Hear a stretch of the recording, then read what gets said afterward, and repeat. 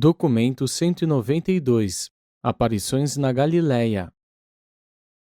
Quando os apóstolos saíram de Jerusalém indo à Galiléia, os líderes judeus haviam se acalmado consideravelmente, posto que Jesus aparecia apenas para sua família de crentes no reino, e já que os apóstolos estavam escondidos e não faziam nenhuma pregação pública, os governantes dos judeus concluíram que o movimento do evangelho afinal havia sido efetivamente derrotado. É claro, estavam desconcertados por causa dos rumores que cada vez mais se disseminavam de que Jesus tinha ressuscitado dos mortos, e de fato eles dependiam dos guardas subornados para contradizer essas notícias mediante o relato inventado de que um bando dos seus seguidores havia levado o corpo. Desse momento em diante, até que os apóstolos fossem dispersados na maré montante da perseguição, Pedro foi reconhecido de maneira geral como líder do corpo apostólico. Jesus jamais deu a ele tal autoridade e os seus companheiros apóstolos nunca o elegeram formalmente para essa posição de responsabilidade. Ele assumiu-a naturalmente e a mantinha pelo consentimento comum e também porque era o principal pregador dentre eles. Desse momento em diante, a pregação pública tornou-se a função principal dos apóstolos. Após o seu retorno da Galiléia, Matias, a quem eles escolheram para tomar o lugar de Judas, tornou-se o tesoureiro. Durante a semana, eles permaneceram em Jerusalém. Maria, a mãe de Jesus, passou boa parte do tempo com as mulheres crentes que estavam alojadas na casa de José de Arimateia. Nessa segunda-feira pela manhã, quando os apóstolos partiram para a Galiléia, João Marcos foi atrás deles. Continuou seguindo-os até fora da cidade e, quando haviam já passado por Betânia, atrevidamente ele aproximou-se, confiando que eles não o mandariam de volta. Os apóstolos pararam diversas vezes no caminho da Galiléia para contar a história do seu mestre ressuscitado e, consequentemente, não chegaram em Betsaida senão muito tarde na noite da quarta-feira. E já era meio-dia da quinta-feira quando eles acordaram e aprontaram-se para compartilhar o desjejum. 1. A aparição junto ao lago. Sexta-feira, 21 de abril, por volta das 6 da manhã, o mestre Moroncial fez a sua 13ª aparição, a primeira para os 10 apóstolos na Galiléia, no momento em que o barco deles aproximou-se da margem, perto do local em que em geral se aportava em Betsaida. Depois de os apóstolos haverem passado a tardinha e as primeiras horas da noite de quinta-feira na casa de Zebedeu, à espera, Simão Pedro sugeriu que fossem pescar. Quando Pedro propôs a pescaria, todos os apóstolos decidiram ir junto. Durante a noite inteira jogaram as redes, mas não pegaram nenhum peixe. Não se importavam muito de não haverem pescado nada, pois tinham muitas experiências interessantes sobre as quais falar, coisas que lhes haviam acontecido muito recentemente em Jerusalém. Todavia, quando veio a luz do dia, eles decidiram voltar a Betsaida. E quando se aproximavam da margem, viram alguém de pé na praia, perto da amarração dos barcos, junto a uma fogueira. Inicialmente, eles pensaram que fosse João Marcos que estivesse ali para dar as boas-vindas a eles e à sua pesca, mas, ao chegarem mais perto da margem, viram que estavam enganados. O homem era alto demais para ser João. Não ocorreu a nenhum deles que a pessoa na margem fosse o mestre. Não compreendiam de todo por que Jesus queria encontrar-se com eles nos locais abertos das suas atividades anteriores e em contato com a natureza, longe dos ambientes fechados de Jerusalém e das suas ligações trágicas ao temor, traição e morte. Jesus havia dito a eles que, se fossem a Galiléia, os encontraria lá e estava para ali cumprir aquela promessa. Quando jogaram a âncora e se preparavam para entrar no pequeno barco a fim de irem até a margem, o homem na praia interpelou-os. Rapazes, pegaram alguma coisa? E quando eles responderam não, ele falou de novo. Jogai a rede do lado direito do barco e encontrareis os peixes. Ainda que não soubessem que era Jesus que se tinha dirigido a eles, em uma decisão unânime jogaram a rede como lhes tinha sido instruído, e imediatamente ela ficou cheia, e tanto que quase não foram capazes de içá-la. Ora, João Zebedeu era de percepção rápida, e quando viu a rede tão pesada e carregada, ele percebeu que era o mestre quem havia falado a eles. Quando esse pensamento veio à sua mente, ele inclinou-se e sussurrou a Pedro: Pedro, é o Mestre! Pedro sempre fora um homem de agir sem indecisão e de devoção impetuosa. Assim, quando João sussurrou aquilo no seu ouvido, rapidamente ele levantou-se e de um pulo jogou-se na água para chegar mais rápido ao lado do mestre. Os seus irmãos chegaram um pouco depois dentro do barco pequeno, arrastando a rede de peixes atrás de si.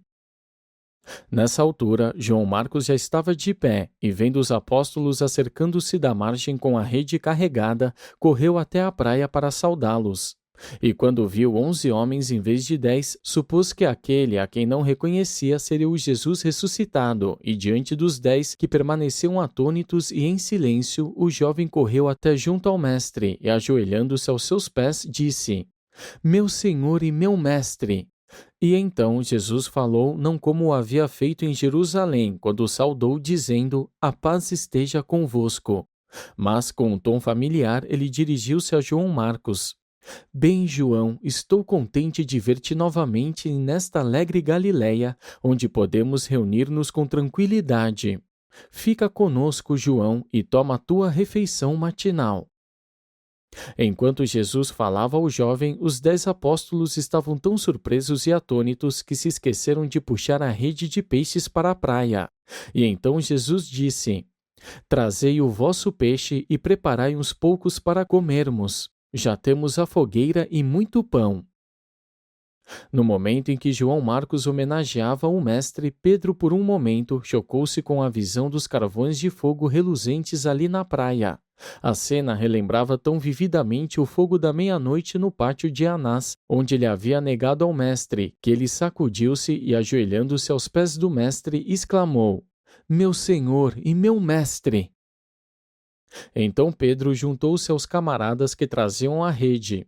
Quando colocaram a pesca em terra firme, contaram os peixes e havia 153 dos grandes.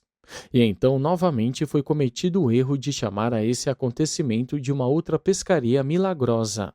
Não havia nenhum milagre ligado a esse episódio. Tinha sido meramente um exercício de presciência do mestre. Ele sabia que os peixes estavam lá e desse modo indicou aos apóstolos onde jogar a rede.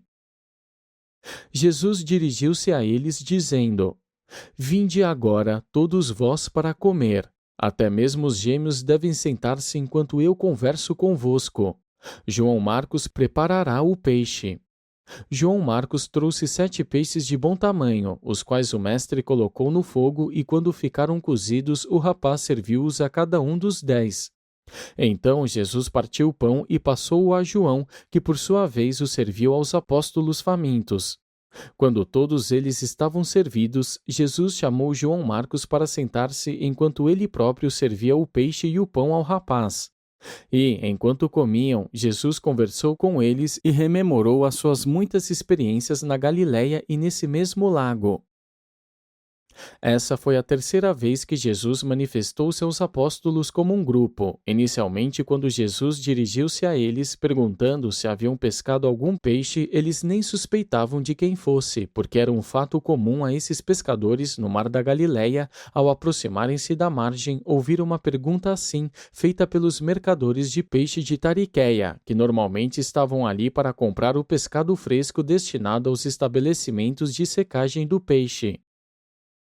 Jesus conversou com os 10 apóstolos e João Marcos por mais de 1 hora, e então ele caminhou pela praia falando com 2 a 2 deles. Mas não eram os mesmos 2 que antes ele havia enviado para pregar juntos. Os 11 apóstolos haviam vindo de Jerusalém juntos, mas quando se aproximavam da Galiléia, Simão Zelote ficou mais deprimido ainda, de tal modo que ao chegarem a Betsaida, ele deixou os irmãos e retornou para a sua casa. Antes de deixá-los nessa manhã, Jesus indicou que 2 dos apóstolos deviam oferecer-se para ir até Simão Zelote e trazê-lo de volta naquele mesmo dia. Pedro e André cuidaram disso. 2. Conversando com os apóstolos 2 a 2. Quando acabaram de comer e enquanto os outros permaneciam sentados em volta da fogueira, Jesus chamou Pedro e João para que fossem com ele dar uma caminhada pela praia. Enquanto caminhavam, Jesus perguntou a João: João, tu me amas? E quando João respondeu: Sim, mestre, de todo o meu coração, o mestre disse: Então, João, deixa de lado a tua intolerância e aprende a amar os homens como eu te amei. Devota a tua vida a provar que o amor é a maior coisa neste mundo. É o amor de Deus que compele os homens a buscar a salvação. O amor é o ancestral de toda a bondade espiritual, a essência do que é verdadeiro e belo. Jesus então se voltou para Pedro e perguntou: Pedro, tu me amas? Pedro respondeu: Senhor, sabes que eu te amo com toda a minha alma.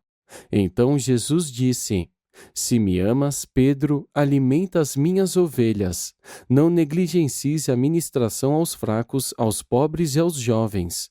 Prega o evangelho sem medo e sem preferências. Lembra-te sempre de que Deus não tem preferência por ninguém. Serve aos teus semelhantes como eu tenho servido a ti. Perdoa os teus companheiros mortais como eu te perdoei. Que a experiência te ensine o valor da meditação e o poder da reflexão inteligente. Após haverem andado até um pouco mais adiante, o mestre voltou-se para Pedro e perguntou: Pedro, realmente me amas? Nesse momento, Simão disse: Sim, Senhor, sabes que te amo, mestre. E novamente disse Jesus: Então cuida bem do meu rebanho. Sê um pastor bom e verdadeiro para as ovelhas. Não traias a confiança que depositarem em ti. Não te deixes tomar de surpresa na mão do inimigo. Fica de guarda a todo instante, vigia e ora. Quando haviam dado uns poucos passos mais, Jesus voltou-se para Pedro e pela terceira vez perguntou: Pedro, tu me amas verdadeiramente? E Pedro, então, levemente ferido pela desconfiança aparente que o mestre teria tido dele, disse com muita emoção: Senhor, sabes de todas as coisas e, portanto, sabes que real e verdadeiramente eu te amo. Então Jesus disse: Alimenta as minhas ovelhas. Não te esqueças do rebanho. Sê um exemplo e uma inspiração para todos os teus irmãos pastores. Ama o rebanho como eu te amei e te devota ao bem-estar dele, como eu devotei a minha vida ao teu bem-estar, e segue os meus passos até o fim. Pedro interpretou essa última convocação ao pé da letra, como se devesse continuar seguindo atrás dele, e, dirigindo-se a Jesus, apontou para João perguntando: Se eu seguir a ti, o que fará esse homem? E então, percebendo que Pedro não havia compreendido as suas palavras, Jesus disse: Pedro, não te preocupes com o que os teus irmãos farão. Se eu quiser que João permaneça aqui, até quando eu voltar, depois que tu fores embora, em que isso te importa? Apenas esteja seguro de seguir os meus passos. Essa observação difundiu-se entre os irmãos e foi recebida como uma declaração feita por Jesus de que João não morreria antes que o Mestre retornasse, como muitos pensavam e esperavam para estabelecer o reino em poder e glória. E essa interpretação das palavras de Jesus teve um papel importante para trazer Simão Zelote de volta ao serviço e mantê-lo servindo. Quando eles voltaram para junto dos outros, Jesus saiu para caminhar e conversar com André e Tiago. Eles estavam a uma curta distância quando Jesus disse a André: André, tu confias em mim? E quando o antigo dirigente dos apóstolos ouviu Jesus fazer uma tal pergunta, ele parou e respondeu: Sim, mestre, confio em ti com toda certeza, e tu sabes que confio. Então Jesus disse: André, se confias em mim, confia ainda mais nos teus irmãos, até mesmo em Pedro. Eu confiei a liderança dos teus irmãos a ti certa vez. Agora que te deixo para ir ao meu Pai, deves confiar nos outros. Quando os teus irmãos começarem a dispersar-se por aí, em virtude de amargas perseguições, sê um conselheiro sábio e de muita consideração para com Tiago, o meu irmão na carne, quando colocarem nos ombros dele cargas tão pesadas que ele não terá experiência suficiente para suportar. E então continua confiando, pois não te faltarei. Quando tiveres terminado a tua tarefa aqui na terra, tu virás até a mim. Nesse momento, Jesus voltou-se para Tiago, perguntando: Tiago, tu confias em mim? E é claro que Tiago respondeu: Sim, mestre, eu confio em ti do fundo do meu coração. Então Jesus disse: Tiago, se confiares mais em mim, tu serás menos impaciente com os teus irmãos. Se confiares em mim, isso te ajudará a ser compassivo com a irmandade dos crentes. Aprende a pesar as consequências das tuas palavras e atos. Lembra-te de que a colheita é feita segundo o que se planta. Ora pela tranquilidade de espírito e cultiva a paciência.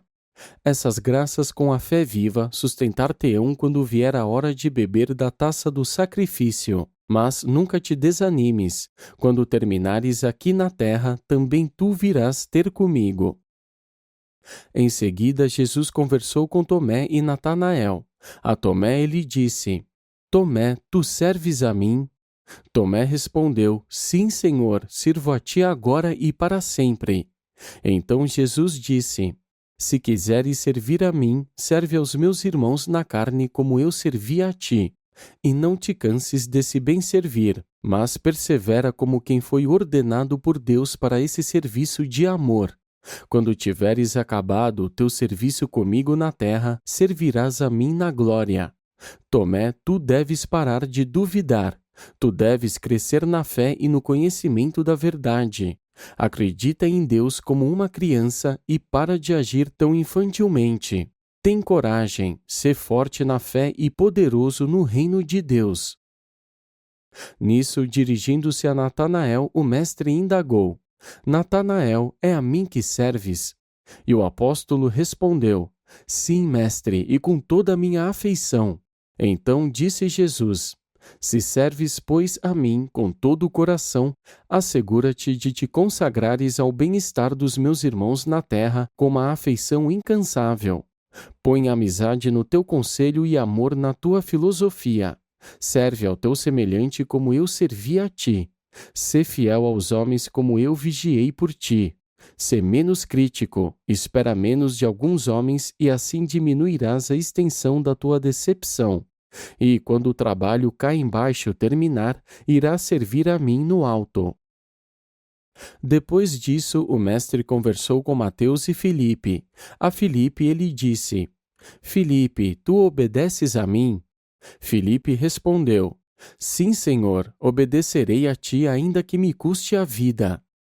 Então Jesus disse: Se queres obedecer-me, então vai às terras dos gentios e proclama este evangelho. Os profetas disseram-te que obedecer é melhor do que sacrificar. Pela fé te tornaste um filho do reino, conhecedor de Deus. Não há senão uma lei a ser obedecida, que é o comando de seguir proclamando o evangelho do reino. Para de temer os homens, sê destemido ao pregar as boas novas da vida eterna aos teus semelhantes, os quais permanecem languidamente nas trevas e que têm fome da luz da verdade. Filipe, não mais terás de ocupar-te com o dinheiro e com os bens. Agora estás livre para pregar as boas novas como os teus irmãos.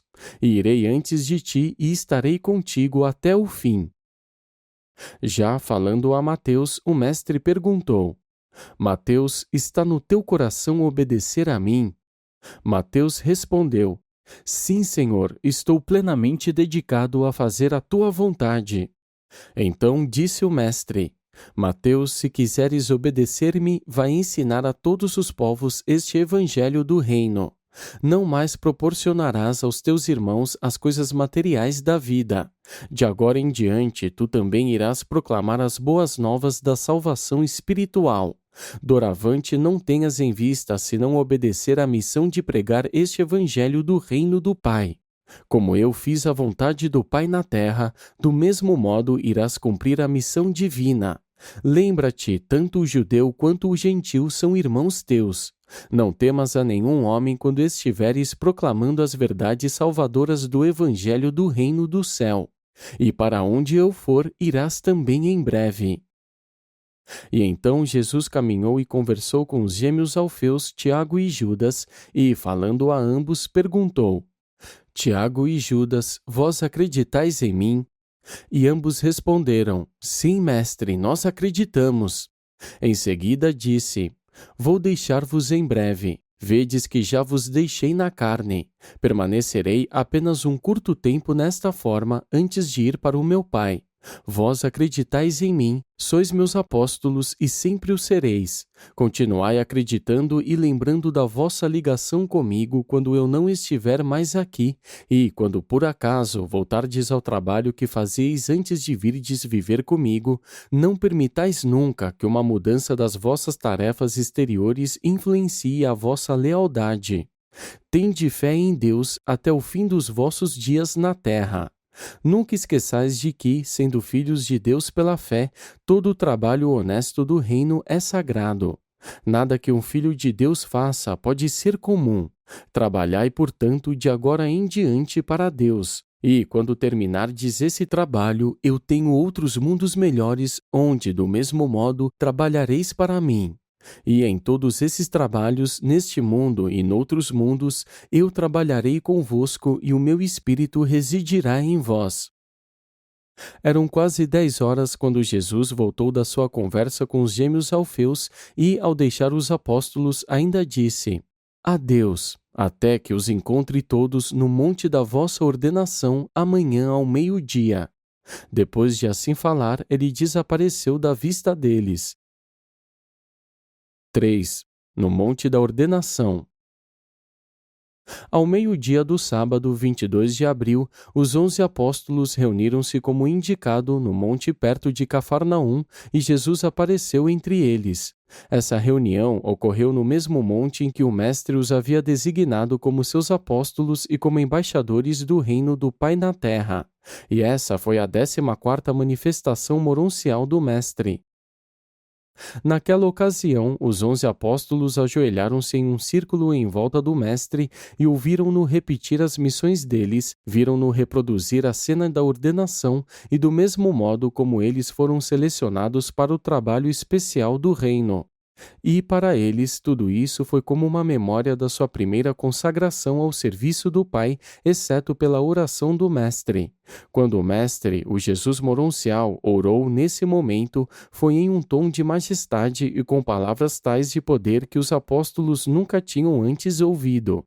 O Mestre agora falava com os governantes dos universos como quem, no seu próprio universo, tivesse recebido nas suas mãos todo o poder e autoridade.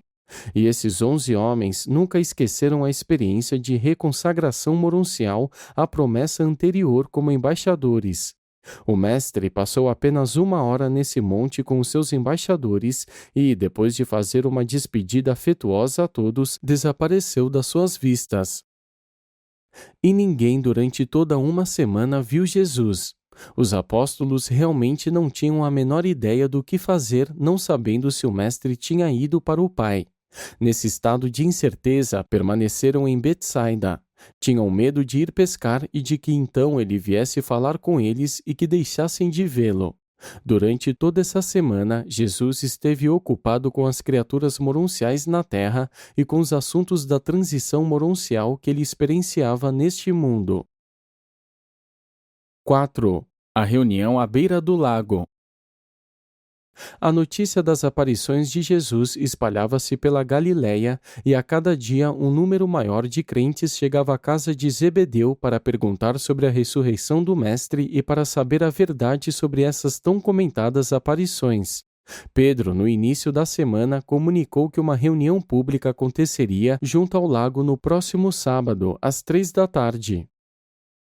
E assim, no sábado 29 de abril, às 3 horas, mais de 500 crentes dos arredores de Cafarnaum estavam reunidos em Betsaida para ouvir Pedro pregando seu primeiro sermão público desde a ressurreição. O apóstolo conseguiu o melhor de si e, quando acabou seu eloquente discurso, poucos dos seus ouvintes duvidavam de que o Mestre tivesse ressuscitado dos mortos. Pedro terminou seu sermão dizendo: Nós afirmamos que Jesus de Nazaré não está morto. Declaramos que ele levantou-se da tumba. Proclamamos que o vimos e falamos com ele. No momento em que acabara de fazer essa declaração de fé, lá ao seu lado, em plena vista de toda aquela gente, o mestre apareceu na forma moroncial e, dirigindo-se a eles em um tom familiar, disse: A paz esteja convosco, e a minha paz eu a deixo convosco. Depois de aparecer e de assim falar a eles, ele desapareceu da vista de todos. Essa foi a 15ª manifestação moroncial do Jesus ressuscitado. Devido a certas coisas ditas aos 11 apóstolos, enquanto estavam em conferência com o Mestre, no Monte da Ordenação, os apóstolos tiveram a impressão de que o seu Mestre iria em breve fazer uma aparição pública diante de um grupo de crentes da Galiléia, e que, depois que o tivesse feito, eles deveriam voltar para Jerusalém.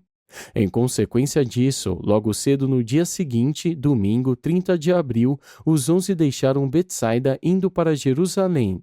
Ensinaram e pregaram bastante no caminho, Jordão abaixo, e desse modo não chegaram na casa dos Marcos em Jerusalém a não ser na quarta-feira, 3 de maio, bem tarde. Esse foi um triste retorno ao lar para João Marcos. Poucas horas antes de chegar em casa, o seu pai, Elias Marcos, morreu repentinamente de uma hemorragia no cérebro. Se bem que o pensamento na certeza da ressurreição dos mortos tivesse confortado em muito os apóstolos na sua tristeza, ao mesmo tempo lamentaram verdadeiramente a perda do seu bom amigo, que os havia apoiado fortemente mesmo nas horas de grandes problemas e decepções. João Marcos fez o que pôde para confortar a sua mãe e, falando por ela, convidou os apóstolos a continuarem fazendo da sua casa o seu lar. E os 11 fizeram dessa sala de cima o seu centro de apoio até depois do dia de Pentecostes. Os apóstolos propositalmente haviam chegado em Jerusalém depois do cair da noite para não serem vistos pelas autoridades judaicas. Nem apareceram publicamente no funeral de Elias Marcos. Durante todo o dia seguinte, permaneceram silenciosamente reclusos nessa memorável sala de cima. Na quinta-feira à noite, os apóstolos tiveram um encontro maravilhoso nessa sala de cima e todos se comprometeram a sair na pregação pública do novo Evangelho do Senhor ressuscitado, exceto Tomé, Simão Zelote e os gêmeos Alfeus. Tinham já sido dados os primeiros passos no sentido da troca do Evangelho do Reino. A filiação a Deus e a irmandade dos homens pela proclamação da ressurreição de Jesus. Natanael fez oposição a essa mudança no contexto da mensagem pública, mas ele não podia contrariar a eloquência de Pedro, nem deter o entusiasmo dos discípulos, especialmente o das mulheres crentes. E assim, sob a vigorosa liderança de Pedro, e antes que o mestre ascendesse ao Pai, os seus bem-intencionados representantes começaram aquele processo sutil de substituir, gradual e seguramente, a religião de Jesus por uma forma nova e alterada de religião sobre Jesus.